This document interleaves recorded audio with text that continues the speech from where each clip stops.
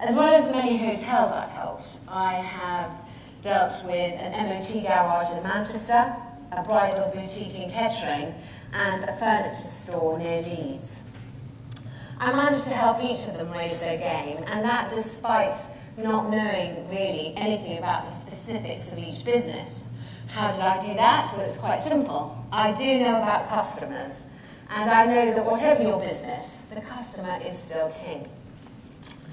In the garage, I persuaded them to provide some clarity to the industry's traditionally, should we say, opaque charging practices. I persuaded them to print up a very big menu and a price list and put it boldly on the wall. Women in particular, who I think I'm not alone in thinking, often feel taken for a ride by garages, love this. The garage also started doing courses to show women how to do some basic car maintenance, things like changing a tyre and checking their oil. They established this link of trust and therefore became the default garage in the area for any woman to go to when they had a problem with their car.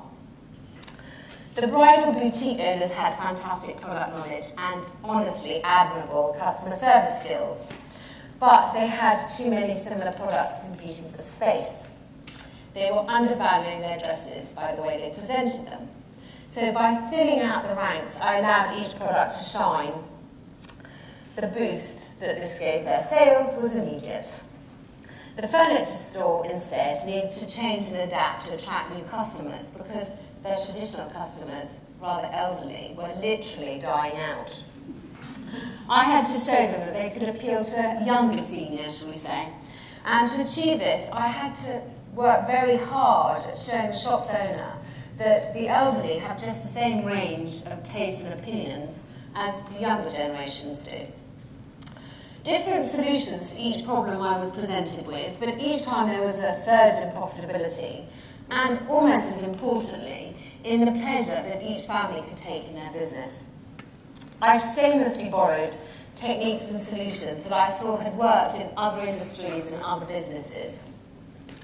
But the main thing was I kept the customer at the heart of every change.